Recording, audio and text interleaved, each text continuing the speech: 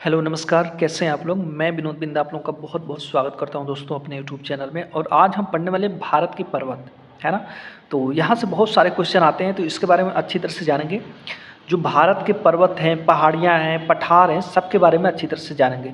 जैसे कि एक हिमालय पर्वतमाला, पश्चिमी घाट पर्वत, पूर्वी घाट पर्वत, ठीक है, सतपुड़ा पर्वत, पूर्वोत्तर भारत की जो पहाड़ियाँ हैं, महाराष्ट्र में, कर्नाटका में जो भी छोटी छोटी पहाड़ियाँ हैं, उन सब के बारे में धीरे धीरे जानेंगे। ठीक है, तो सबसे पहले हम देखेंगे हिमालय पर्वत, है ना। तो आइए देखते हैं। देखिए, मैं आपको एक मैप दिखा रहा हूँ, उसमें यह है हिमालय पर्वत, ठीक है। ये हिमालय की श्रेणियाँ हैं, ये है हिमालय।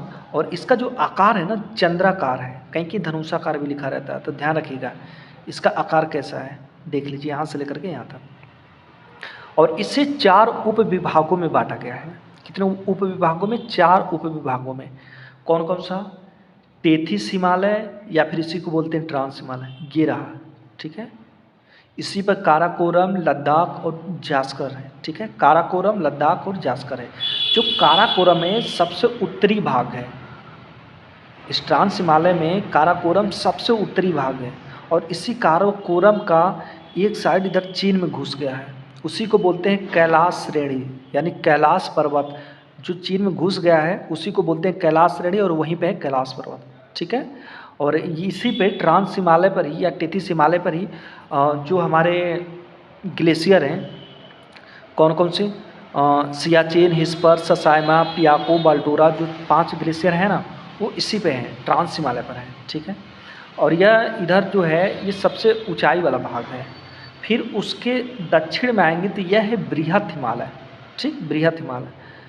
फिर उसके दक्षिण में आएंगे तो यह है लघु या मध्य हिमालय। देखिए, लघु या मध्य है, लघु या मध्य हिमालय के भी दक्षिण में आएंगे तो ये है शिवालिक हिमालय, है ना, शिवालिक हिमालय। तो इसको ध्यान रखिएगा, यानी शिवालिक हिमालय से भी ऊंचा लघु या मध्य हिमालय है, और लघु या मध्य हिमालय से भी ऊंचा बृहत हिमालय है, ठीक है ना। और ये जो ट्रांस हिमालय है, टेथिस हिमालय है, ये इस हिमालय से बिल्कुल अलग है। यानी कहने का मतलब कि ये जो हिमालय है ना, मुख्य वाला, इसके उत्थान से भी पहले ये ट्रांस हिमालय और टेथिस हिमालय था, ठीक है ना। इसका उत्थान भी नहीं हुआ था, तब से ये टेथिस हिमालय और ट्रांस हिमालय है। अब इसके बारे में हम लोग अच्छी तरह से जानेंगे, पढ़ेंगे, ठीक है, कि क्या कैसे हुआ, तब समझ में आएगा। देखिए, जो हिमालय की लंबाई है ना, 2500 किलोमीटर। कितनी? 2500 किलोमीटर। और लगभग में ये 5 लाख वर्ग किलोमीटर क्षेत्र में फैला। देखिए, हमारे भारत की जो क्षेत्रफल है ना भारत का, 32,87,263 वर्ग किलोमीटर है ना। तो सोचिए कि 5 लाख किलोमीटर इस हिमालय का क्षेत्रफल है, यानी कि 1/6 है ना, 1/6 भाग, हमारे भारत का 1/6 भाग इतना जगह लेकर के ये घिरा हुआ है। और ये दुनिया का सबसे ऊंचा पर्वत है, ठीक है ना, दुनिया का सबसे ऊंचा पर्वत है। इसके जितना ऊंचा दुनिया में कोई पर्वत है ही नहीं, ध्यान रखिएगा। कितनी ऊंचाई तक है इसकी सबसे ऊंची चोटी? माउंट एवरेस्ट है, 8,848। हालांकि अब नए डाटा के अनुसार 8,850 हो चुका है। आइए शुरू करते हैं, देखते हैं। देखिए, हिमालय को 4 उप विभागों में बांटा गया है, ठीक है। पहला है परा हिमालय, या फिर इसी को बोलते हैं टेथिस हिमालय, या फिर इसी को बोलते हैं ट्रांस हिमालय, या फिर तिब्बती हिमालय, क्योंकि तिब्बत में इसका हिस्सा पड़ता है, यानी चाइना में। फिर उसके बाद आता है, उसके दक्षिण में आता है महान हिमालय, या फिर इसी को बोलते हैं बृहत हिमालय। फिर उसके दक्षिण में आता है लघु या फिर मध्य हिमालय, ठीक है। फिर उसके दक्षिण में आता है शिवालिक हिमालय, ठीक है, शिवालिक हिमालय या फिर वाह्य हिमालय। देखिए, शिवालिक हिमालय या फिर वाह्य हिमालय, वाह्य का मतलब बाहरी हिमालय, ठीक है ना। अब देखिए, इसकी ऊंचाई इससे कम है, लघु या मध्य हिमालय से कम ऊंचाई है शिवालिक हिमालय, और महान या बृहत हिमालय से कम ऊंचाई है लघु या मध्य हिमालय की। यानी कि इससे ऊंचा लघु या मध्य हिमालय, लघु या मध्य हिमालय से ऊंचा बृहत हिमालय, ठीक है, समझ में आया। देखिए, मैंने आपको यहाँ पर बताया था, ये है जो शिवालिक हिमालय है, ये छोटा वाला है, ये जो अपने भारत की तरफ है ना। फिर उसके बाद बीच में जाएंगे तो लघु या मध्य हिमालय है, ठीक। ये लघु या मध्य हिमालय शिवालिक हिमालय से ऊंचा है। फिर लघु या मध्य हिमालय के बाद आता है बृहत हिमालय या फिर सर्वोच्च हिमालय, है ना। तो इसके बाद जो है लघु या मध्य हिमालय के बाद बृहत हिमालय पड़ता है। ये जो है लघु या मध्य हिमालय से भी ऊंचा है, ध्यान रखिएगा। अब इसका विस्तार कहाँ से कहाँ तक है उसके बारे में जानेंगे। देखिए, पाकिस्तान की पूर्वी सीमा तथा कश्मीर के नंगा पर्वत, पाकिस्तान की जो पूर्वी सीमा है और कश्मीर के नंगा पर्वत, इस हिमालय की सबसे पश्चिमी चोटी है, ठीक है ना, से ले करके नामचा बर्मा सबसे पूर्वी चोटी। अब देखिए, यानी इसका जो विस्तार है नंगा पर्वत से ले करके नामचा बर्मा तक है। देखिए, नंगा पर्वत जो है पाकिस्तान के जो सबसे पूर्वी सीमा है वहाँ है, और नामचा बर्मा जो है अरुणाचल प्रदेश के समीप है, और लेकिन ये चीन में पड़ता है, ठीक है, चीन में पड़ता है, वहाँ से लेकर के यहाँ तक है, ठीक है। और जो ये हिमालय है इसकी शाखाएँ जो है ना, यानी कि नामचा बर्मा से लेकर के ये अपना दक्षिण में जब मुड़ जाता है तो इसकी जो शाखाएँ हैं ये पूरा उसमें बंगाल की खाड़ी में घुस गई है। जो अटलांटिक जो आपका अंडमान निकोबार द्वीप है कि इसी का भाग है, ठीक है ना। अभी आगे पढ़ेंगे इसके बारे में, ध्यान रखिएगा।